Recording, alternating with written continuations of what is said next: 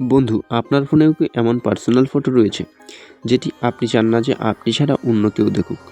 সেটি আপনি খুবই ইজিলি কিন্তু আপনার মোবাইল ফোনের গ্যালারিতেই লুকিয়ে রাখতে পারবেন।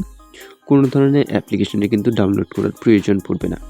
যেমনটা আপনারা দেখতে পাচ্ছেন আমার এই ফটোগুলোর মধ্যে বা আমার এই গ্যালারিতে এমন কিছু ফটো রয়েছে যেগুলো আমি চাই না যে আমি ওকে দেখাবো বা কারোর হাতে যাতে মোবাইল গেলে সে যাতে আমার গ্যালারি থেকে সেই ফটোগুলোকে দেখতে না পারে।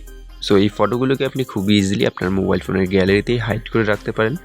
সেজন্য আপনার কিন্তু কোনো ধরনের অ্যাপ্লিকেশনের প্রয়োজন নেই। সো সবার প্রথমে আপনি যেই ফটোটিকে হাইড করবেন সেই ফটোটিকে ওপেন করে নিন।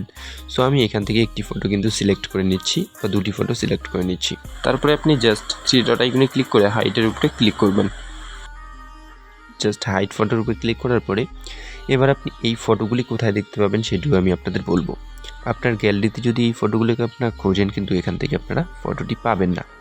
সো এই ফটোটি দেখার জন্য আপনার কিন্তু সেটিং আইকনের উপরে ক্লিক করতে হবে, তারপরে হাইড ফটোসের উপরে ক্লিক করে এখান থেকে আপনি আপনার ফটোগুলো দেখতে পাবেন যেমনটা দেখতে পাচ্ছেন।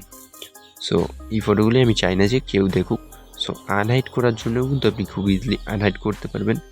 হাইড ফটোর উপরে ক্লিক করার পরে আপনি খুব ইজিলি সেই ফটোগুলোকে হাইড করতে পারবেন। সো ভিডিওটি দেখার জন্য অসংখ্য ধন্যবাদ।